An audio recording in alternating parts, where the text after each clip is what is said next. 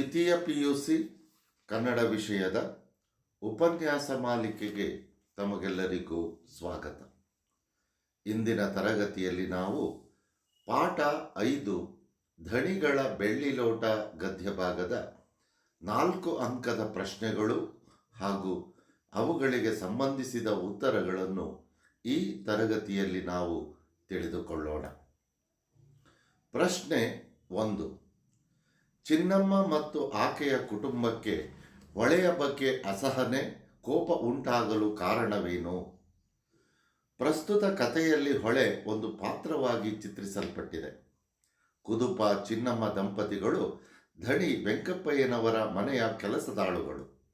ಅವರ ಏಕೈಕ ಮಗ ಗುಡ್ಡ ತುಂಬಿ ಹರಿಯುತ್ತಿದ್ದ ಶಾಂಭವಿ ಹೊಳೆಯ ದಡದಲ್ಲಿ ಕುಳಿತು ಧಣಿಗಳ ಮನೆಯ ಮುಸುರೆ ಪಾತ್ರೆಗಳನ್ನು ತಿಕ್ಕುತ್ತಿದ್ದ. ಹೊಳೆಯಂಚಿನ ಮಣ್ಣು ಕುಸಿದು ಪಾತ್ರೆಗಳೆಲ್ಲ ನೀರು ಪಾಲಾದವು. ಕುದುಪ ಹೊಳೆಯಲ್ಲಿ ಮುಳುಗಿ ನೆಲಕಚ್ಚಿರುವ ಪಾತ್ರೆಗಳನ್ನು ಜಾಲಾಡಿದಾಗ ಕುಸಿದ ಮಣ್ಣಡಿಯಲ್ಲಿ ಸಿಗುವಷ್ಟು ಪಾತ್ರೆಗಳು ಸಿಕ್ಕವು. ಆದರೆ ಧಣಿಗಳ ದಾಂಪತ್ಯ ಜೀವನಕ್ಕೆ ಸಾಕ್ಷಿಯಾಗಿದ್ದ ಬೆಳ್ಳಿ ಲೋಟ ಮಾತ್ರ ಸಿಗಲೇ ಇಲ್ಲ. ಕುದುಪ ಅದೆಷ್ಟು ಬಾರಿ ಮುಳುಗಿ ಮೇಲೆದ್ದರೂ ಚಿನ್ನಮ್ಮನ ಜೊತೆ ಸಾಕಷ್ಟು ಕಣ್ಣೀರನ್ನು ಹೊಳೆಯ ನೀರಿಗೆ ಸೇರಿಸಿದರೂ ಹೊಳೆಯಿಂದ ಬಂದ ಉತ್ತರ ಒಂದೇ: ಬೆಳ್ಳಿ ಲೋಟ ಇಲ್ಲ ಎಂದು. ವಿಷಯ ತಿಳಿದ ದಣಿಯರ ಆರ್ಭಟ, ಜೊತೆಗೆ ಕುದುಪನ ಕುಟುಂಬವೇ ಬೆಳ್ಳಿ ಲೋಟ ಲಪಟಾಯಿಸಿದೆ ಎಂಬ ಅಪವಾದ, ಧಣಿ ಪತ್ನಿಯ ಚೀರಾಟ, ಗುಡ್ಡನನ್ನು ಅಂಗಳದ ವಂಗಾರೆ ಮರಕ್ಕೆ ಕಟ್ಟಿ ಧಣಿಗಳು ಬಡಿದೇ ಬಡಿದರು. ಚಿನ್ನಮ್ಮ ಅವರ ಕಾಲಿಗಡ್ಡ ಬಿದ್ದು ಆಣೆಯಿಟ್ಟಾಗ ಮುಂದಿನ 3 ಬೇಸಿಗೆವರೆಗೆ ಚಿನ್ನಮ್ಮನ ದುಡಿತಕ್ಕೆ ಪಡಿಯಿಲ್ಲವೆಂಬ ಕರಾರಿನನ್ವಯ ಗುಡ್ಡ ಬಂಧಮುಕ್ತನಾದ. ಧಣಿಗಳ ಬೆಳ್ಳಿ ಲೋಟವನ್ನು ಎಂದು ಆ ಹೊಳೆ ನುಂಗಿತೋ ಅಂದಿನಿಂದ ಚಿನ್ನಮ್ಮ ಒಂಥರ ಹುಚ್ಚಳಾಗಿದ್ದಾಳೆ. ಶ್ರಾವಣ ಮಾಸದ 4ರಂದು ಹೊಳೆ ಆಕೆಯ ಕುಟುಂಬದ ಮೇಲೆ ದೊಡ್ಡ ಅಪವಾದವೊಂದನ್ನು ಹೊರಿಸಿ ಇಡೀ ಕುಟುಂಬದ ಉಗ್ರಕೋಪ, ಅಸಹನೆಗೆ ಕಾರಣವಾಯಿತು. ಪ್ರಶ್ನೆ 2. ಚಿನ್ನಮ್ಮನ ಕುಟುಂಬ ಹೊಳೆಯ ಬಗ್ಗೆ ಅಸಹನೆ ಹೊಂದಬಾರದೆಂದು ಲೇಖಕಿ ಬಯಸುವುದೇಕೆ? ವಿವರಿಸಿ. ಆ ಹೊಳೆಯೇನು ಬೇಕೆಂದೇ ಚಿನ್ನಮ್ಮನ ಕುಟುಂಬಕ್ಕೆ ಅಪವಾದವನ್ನು ಎಳೆದು ತಂದು ಹಾಕಿದೆಯೇ?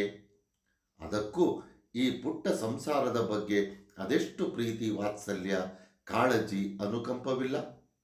ಇಲ್ಲದಿದ್ದಲ್ಲಿ ಆ ಹೊಳೆ ಯಾಕಾಗಿ ಕುದುಪನ ಗಾಳಕ್ಕೆ ಮಳೆಗಾಲದಲ್ಲೂ ದಿನವೂ ಒಂದಷ್ಟು ತರುಮೀನುಗಳನ್ನು ಸಿಲುಕಿಸಬೇಕು? ಆಗಾಗ ಅಷ್ಟಿಷ್ಟು ತೆಂಗಿನಕಾಯಿ, ಸೌದೆ ಕಟ್ಟಿಗೆಗಳನ್ನು ತಂದು ಬೀಳಿಸುತ್ತಿಲ್ಲವೇ? ಆಟಿಸೋಣ ಮಳೆಗಾಲದಲ್ಲಿ ಅಲ್ಲಲ್ಲಿಂದ ಪಾತ್ರೆ ಪಗಡಿ, ಸೌದೆ ಕಟ್ಟಿಗೆ, ಕೋಳಿ ಕುರಿ, ಏಣಿ ದೋಣಿ, ರೀಪು ಪುಕ್ಕಾಸು ಹೊತ್ತು ತಂದು ಚಿನ್ನಮ್ಮ ಕುದುಪರ ಮಡಿಲಿಗೆ ಸುರಿಯುವುದು ಮಾಮೂಲು. ಅವರ ಕುಟುಂಬದ ಜೊತೆ ಈ ಹೊಳೆಗೆ ಇಷ್ಟೊಂದು ಒಡನಾಟವಿದೆ. ಆದ್ದರಿಂದ ಚಿನ್ನಮ್ಮನ ಕುಟುಂಬ ಹೊಳೆಯ ಬಗ್ಗೆ ಅಸಹನೆ ಹೊಂದಬಾರದೆಂದು ಲೇಖಕಿ ಬಯಸುತ್ತಾರೆ. ಪ್ರಶ್ನೆ 3. ಧಣಿ ಹಾಗೂ ಹೊಳೆಯ ನಡುವಿನ ಸಮರವನ್ನು ಚಿತ್ರಿಸಿ. ಮಳೆಗಾಲದಲ್ಲಿ ಹೊಳೆ ಆಡಿದ್ದೇ ಆಟ, ಹೂಡಿದ್ದೇ ಹೂಟ. ಮಳೆಗಾಲ ಬಂತೆಂದರೆ ಈ ಬಿಕನಾಸಿ ಹೊಳೆ ಹೂರಿಡಿ ತನ್ನ ಸೆರಗನ್ನೇ ಹಾಸಿಬಿಡುತ್ತದೆ ಎಂದು ದಣಿಗಳು ಮೂದಲಿಸುವರು. ಮಳೆಗಾಲ ಬಂದೊಡನೆ ಬರೀ ಕ್ರಿಯೆಯಲ್ಲೇ ತನ್ನ ವ್ಯಾಪ್ತಿ, ತನ್ನ ಪರಿವಾರ, ತನ್ನ ಬಲ ಎಷ್ಟೆಂಬುದನ್ನು ದಣಿಗಳಿಗೆ ಮನವರಿಕೆ ಮಾಡಿ ಅವರಿಗೆ ಕಿರಿಕಿರಿ ಎಬ್ಬಿಸುವುದರಲ್ಲಿ ಹೊಳೆ ಏನು ಹಿಂದೆ ಬಿದ್ದಿಲ್ಲ. ಹೊಳೆಯ ಹುಪಟಳ ತಾಳಲಾರದೆ ಧಣಿಯವರು ಪ್ರತಿ ವರ್ಷ ಹೊಳೆ ಸೊರಗುವ ಕಾಲಕ್ಕೆ ನದಿಯ ಸೆರಗಿಗೂ ತೋಟಕ್ಕೂ ನಡುವೆ ಧರೆ ಎಬ್ಬಿಸಿ ಎತ್ತರಿಸುವುದಿದೆ. ಈ ವರ್ಷ ಹೊಳೆಯ ಮೈಯಿಂದ ತೋಟವನ್ನು 4 ಅಡಿ ಎತ್ತರಿಸಿದರೆ ಮುಂದಿನ ವರ್ಷ 5 ಅಡಿ ಎತ್ತರಿಕೆ. ಈ ಧನಿಕ ಮಹಾಶಯ ತನ್ನ ಸೆರಗನ್ನೇ ಒತ್ತರಿಸಿಕೊಂಡು ತೋಟ ಮಾಡಿದ್ದಾನೆ ಎನ್ನುವ ಸತ್ಯ ತಿಳಿದ ಹೊಳೆ ಅವರ ಪೆದ್ದುತನದ ಬಗ್ಗೆ ಮನಸ್ಸಿನಲ್ಲೇ ನಗುತ್ತಾ ಆ ಧರೆಯನ್ನು ಕೆಡವಲು ಹೊಂಚು ಹಾಕುತ್ತಿರುತ್ತದೆ. ಆಟಿ ತಿಂಗಳ 4 ಜಡಿ ಮಳೆ ಹೊಡೆದರೆ ಸಾಕು, ಧಣಿಗಳು ಕಟ್ಟಿದ ಧರೆ ಬುಡದಿಂದಲೇ ಲಯ. ಹೊಳೆ ತಟ್ಟನೆ ದಣಿಯವರ ತೋಟದೊಳಗೆ ನುಗ್ಗಿ ಅದನ್ನಿಡೀ ಕಡಲು ಮಾಡಿ ಸೇಡು ತೀರಿಸಿಕೊಳ್ಳುತ್ತದೆ. ಇದು ಧಣಿ ಹಾಗೂ ಹೊಳೆಯ ನಡುವಿನ ಸಮರವಾಗಿತ್ತು. ಪ್ರಶ್ನೆ 4. ಮುಸುರೆ ಪಾತ್ರೆಗಳು ನೀರು ಪಾಲಾದುದು ಹೇಗೆ? ಅವುಗಳನ್ನು ಮೇಲೆತ್ತಲು ಮಾಡಿದ ಪ್ರಯತ್ನಗಳೇನು? ಶ್ರಾವಣ ಮಾಸದ 4ನೇ ದಿನ ಚಿನ್ನಮ್ಮನ ಏಕೈಕ ಮಗ ಗುಡ್ಡ ತುಂಬಿ ಹರಿಯುತ್ತಿದ್ದ ಶಾಂಭವಿ ಹೊಳೆಯ ದಡದಲ್ಲಿ ಕೂತು ಧಣಿ ಮನೆಯ ಮುಸುರೆ ಪಾತ್ರೆಗಳನ್ನು ತಿಕ್ಕುತ್ತಿದ್ದ. ಹಿಂದಿನ ದಿನ ರಾತ್ರಿ ಹೂರ ವಿಷ್ಣುಮೂರ್ತಿ ದೇವಳದಲ್ಲಿ ನಡೆದ ಹರಿಕಥಾ ಕಾಲಕ್ಷೇಪದಲ್ಲಿ ಹರಿದಾಸರು ಹೇಳಿರುವ ಉಪಕಥೆಗಳನ್ನು ನೆನಪಿಸಿಕೊಂಡೇ ನಗುತ್ತಾ ಪಾತ್ರೆ ಬೆಳಗುತ್ತಿದ್ದ ಅವನಿಗೆ ಕಾಲಡಿಯ ಮಣ್ಣು ಕುಸಿಯಬಹುದೆಂಬ ಅಂದಾಜಿರಲಿಲ್ಲ. ಕಾಲಡಿಯ ಮಣ್ಣು ನಿಧಾನವಾಗಿ ಕುಸಿದು ಹೊಳೆಗೆ ಜಾರಿತು. ಕ್ಷಣ ಮಾತ್ರದಲ್ಲಿ ಗುಡ್ಡನ ಜತೆ ದಣಿಗಳ ಮುಸುರೆ ಪಾತ್ರೆಗಳು ನೀರು ಪಾಲಾದವು. ಈಜಿ ಮೇಲೆ ಬಂದವ ನೇರ ಅಪ್ಪ ಕುದುಪನತ್ತ ಧಾವಿಸಿದ. ಕುದುಪ ಹೊಳೆಯಲ್ಲಿ ಮುಳುಗಿ ನೆಲಕಚ್ಚಿರುವ ಪಾತ್ರೆಗಳಿಗಾಗಿ ಜಾಲಾಡಿದ. ಕುಸಿದ ಮಣ್ಣಡಿಯಲ್ಲಿ ಸಿಗುವಷ್ಟು ಪಾತ್ರೆಗಳು ಸಿಕ್ಕವು. ಆದರೆ ಕುದುಪ ಅದೆಷ್ಟು ಬಾರಿ ಹೊಳೆಯೊಳಗೆ ಮುಳುಗಿ ಮೇಲೆದ್ದರೂ ಬೆಳ್ಳಿ ಲೋಟವನ್ನು ಹೊಳೆ ಬಿಟ್ಟು ಕೊಡಲಿಲ್ಲ. ಪ್ರಶ್ನೆ 5. ಬೆಳ್ಳಿ ಲೋಟ ಕಂಡಾಗ ಧಣಿಯಲ್ಲಿ ಆತಂಕ, ಗಾಬರಿ, ಭಯ ಉಂಟಾಗಲು ಕಾರಣವೇನು?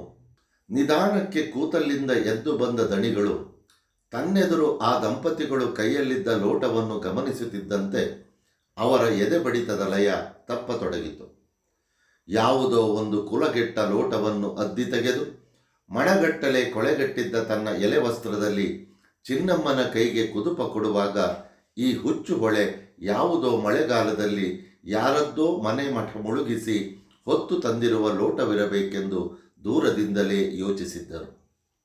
ಆದರೆ ಈಗ ಅವರ ಒಡಲ ಸಮಸ್ತ ವ್ಯವಹಾರಗಳು ಒಂದರೆಗಳಿಗೆ ಸ್ತಬ್ಧಗೊಂಡಂತಾಯಿತು. ಚಿನ್ನಮ್ಮ ತನ್ನ ಕೈಯಲ್ಲಿದ್ದ ಲೋಟವನ್ನು ತಿರುಗಿಸುತ್ತಿದ್ದಂತೆ ಅವರನ್ನೇ ಆಕೆ ತಿರುಗಿಸಿದಂತಾಯಿತು. ಕಂಠದಲ್ಲಿ ಬಳ್ಳಿ ಬಿಟ್ಟ ಆ ಬೆಳ್ಳಿ ಲೋಟ ಧಣಿಯವರಿಗೆ ನಿಧಾನವಾಗಿ ತನ್ನ ಪರಿಚಯ ಮಾಡಿಸತೊಡಗಿದಾಗ ಕಳೆದ 40 ವಸಂತಗಳಿಂದ ಧಣಿಗಳ ದಾಂಪತ್ಯ ಜೀವನದ ಎಲ್ಲ ಪ್ರಮುಖ ಹಂತಗಳಲ್ಲಿ ಸಾಕ್ಷಿಯಾಗಿದ್ದ ಬೆಳ್ಳಿ ಲೋಟವನ್ನೇ ದಿಟ್ಟಿಸಿದರು. ಚಿನ್ನಮ್ಮ ಅವರಿಗೆ ಕಾಣುವಂತೆ ಅದನ್ನು ಎತ್ತರಿಸಿ ಹಿಡಿದು ನೋಡಿಯೇ ನೋಡುವಾಗ ಈ ಬೆಳ್ಳಿ ಲೋಟದ ವಿಷಯದಲ್ಲಿ ಅವರ ಪತ್ನಿ ನಡೆದುಕೊಂಡ ಅಮಾನುಷ ರೀತಿ ನೆನಪಾಗಿಯೋ ಅಪಮಾನದಿಂದಲೋ ಅವರಲ್ಲಿ ಆತಂಕ, ಭಯ, ಗಾಬರಿಗಳುಂಟಾದವು. ಪ್ರಶ್ನೆ 6. ತಮ್ಮ ಕುಟುಂಬದ ಮೇಲಿನ ಅಪವಾದವನ್ನು ನಿವಾರಿಸಿಕೊಳ್ಳುವ ಅವಕಾಶ ಇದ್ದರೂ ಚಿನ್ನಮ್ಮ ಆ ಸಾಧ್ಯತೆಯನ್ನು ನಿರಾಕರಿಸಲು ಕಾರಣವೇನು? ಲೋಟದ ಚಂದವನ್ನು ಚಿನ್ನಮ್ಮ ಮತ್ತೆ ಮತ್ತೆ ನೋಡುತ್ತಿದ್ದಂತೆ ಆಕೆಯ ಒಡಲಲ್ಲಿ ಅದೆಷ್ಟೋ ಭಾವನೆಗಳು ಗಿರಕಿ ಹೊಡೆಯತೊಡಗಿದ್ದವು. ತನ್ನ ಬೆವರಿನ ಬೆಲೆಯನ್ನು ಕಳೆದ, ಕಳ್ಳತನದ ಕಿರೀಟವನ್ನು ತನ್ನ ಮುರುಕಲು ಗುಡಿಸಲು ಚಾವಣಿಗೆ ಜೋಡಿಸಿದ ಈ ಲೋಟ ಬೆಳ್ಳಿಯದಾದರೇನಂತೆ? ಬುದ್ಧಿ ಮಣ್ಣಿಗಿಂತಲೂ ಬುರ್ನಾಸು ಮೂರ್ಖಾಸಿನದ್ದು ಎನಿಸಿತು. ಇದರಿಂದ ತನ್ನ ಕುಟುಂಬ ಇದುವರೆಗೆ ಉಂಡ ನೋವು, ಅವಮಾನ, ಪಟ್ಟಪಾಡು, ಪರಿತಾಪಗಳೆಲ್ಲ ಚಿನ್ನಮ್ಮನ ಚಿತ್ತದಿಂದ ದಿಗಿಣ ಎದ್ದು ಮೇಲೆದ್ದು ಬಂದು ಆಕೆಯ ಯೋಚನಾ ಶಕ್ತಿ, ವಿವೇಚನಾ ಶಕ್ತಿಯನ್ನೇ ಕ್ಷಣಕಾಲ ಕಸಿದುಕೊಂಡವು. ಒಡಲ ಪಿತ್ತ ಒಂದರೆ ಕ್ಷಣ ಕೆರಳಿದಂತಾಯಿತು. ಆ ಸಂಕಟ ಉಂಡ ಜೀವಕ್ಕೆ ಏನನ್ನಿಸಿತೋ ಆ ಕ್ಷಣ ತನ್ನ ಕುಟುಂಬದ ಮೇಲಿನ ಅಪವಾದ ನಿವಾರಿಸಿಕೊಳ್ಳುವ ಅವಕಾಶ ಬಂದಿರಬಹುದು. ಆ ಲೋಟವನ್ನು ದನಿಗಳಿಗೊಪ್ಪಿಸಿದರೆ ಆರೋಪದಿಂದ ಮುಕ್ತವಾಗಬಹುದಿತ್ತು. ಆದರೆ ತಾನು ಮತ್ತು ತನ್ನ ಕುಟುಂಬ ಇದುವರೆಗೆ ಅನುಭವಿಸಿದ ನೋವು, ಅವಮಾನ, ಪಟ್ಟಪಾಡು, ಪರಿತಾಪ ಹಾಗೂ ಪಡಿಯಿಲ್ಲದೆ ದುಡಿದ ಬೆವರಿನ ಬೆಲೆಯನ್ನು ಭರಿಸಲು ದಣಿಗಳಿಂದ ಸಾಧ್ಯವೇ? ದಣಿಗಳನ್ನು ನೇರವಾಗಿ ಎದುರಿಸಲಾಗದ ಅಸಹಾಯಕತೆ, ಬಡತನ, ಅವಮಾನವೆಲ್ಲವೂ ಆಕೆಯಲ್ಲಿ ಮಡುಗಟ್ಟಿತ್ತು.